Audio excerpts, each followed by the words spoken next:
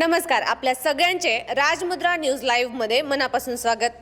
भाजपमध्ये उमेदवारी जाहीर होण्याआधीच नांदेडमध्ये राजकीय वातावरण चांगलेच तापले आहे। महापालिका निवडणुकीसाठी इच्छुकांची संख्या मोठी असताना तिकीट मात्र मोजक्यांच्या हाती जाणार हे स्पष्ट होताच पक्षांतर्गत अस्वस्थता उफाळून आली आहे। राजकारणात हार जीत नित्याची असली तरी देखील उमेदवारी नाकारली जाणे ही अनेकांसाठी वैयक्तिक पराभवाची जखम ठरत असल्याचे चित्र सध्या भाजपच्या गोटात पाहायला मिळत आहे। पक्षासाठी अनेक महिने रस्त्यावर उतरून काम करणारे, प्रभागनिहाय संपर्क वाढवणारे आणि संघटन मजबूत करण्यासाठी झटणारे इच्छुक अचानकपणे शर्यतीबाहेर फेकले गेल्याची भावना निर्माण झाली आहे। विशेष बाब म्हणजे ही नाराजी फक्त कुजबुजीपुरती मर्यादित राहिली नाही, तर थेट खासदार अशोकराव चव्हाण यांच्या समोर काही कार्यकर्त्यांना भावनांचा बांध फुटल्याचे सांगितले जाते। ही घटना भाजपसाठी केवळ भावनिक नव्हे तर राजकीय दृष्ट्याही महत्त्वाची मानली जात आहे। भाजपमध्ये उमेदवारी ठरवताना स्थानिक गणिते, सामाजिक समीकरणे, जिंकण्याची क्षमता आणि पक्षाची प्रतिमा या सर्व बाबींचा विचार केला जातो। मात्र या प्रक्रियेत अनेक जुन्या निष्ठावंत इच्छुकांचा पत्ता कट झाल्याने समर्थकांमध्ये तीव्र असंतोष आहे। आम्ही पक्षासाठी काम केले पण शेवटी संधी मिळाली नाही, अशी भावना उघडपणे व्यक्त होत असल्याने स्थानिक नेतृत्वासाठी हे एक मोठे आव्हान ठरत आहे।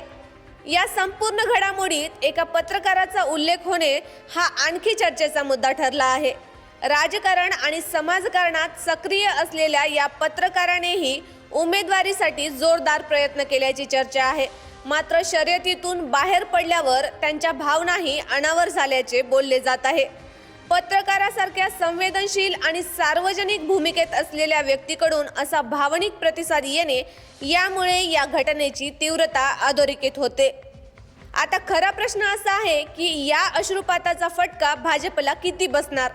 नाराज झालेले कार्यकर्ते हे इच्छुक अधिकृत उमेदवारांसाठी मनापासून काम करणार का, की ते निवडणुकीत अलिप्त राहून घर बसल्या पक्षाचे नुकसान करणार? याकडे सर्वांचे लक्ष लागले आहे।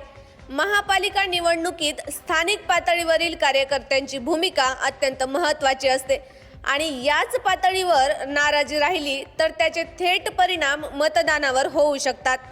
एकूणच भाजपसमोर आता दोन आव्हाने स्पष्टपणे उभी आहेत। एक म्हणजे उमेदवारी न मिळालेल्या इच्छुकांची नाराजी शांत करणे आणि दुसरं म्हणजे त्यांना पुन्हा सक्रियपणे पक्षाच्या प्रचारात सामावून घेणे। जर हे आव्हान यशस्वीपणे पेलले गेले तर ही नाराजी तात्पुरती ठरेल, अन्यथा नांदेड महापालिका निवडणुकीत भाजपसाठी अंतर्गत असंतोष हा निर्णायक ठरू शकतो। तुम्हाला काय वाटतं? भाजप पक्षामध्ये जे घडतंय ते योग्य आहे का?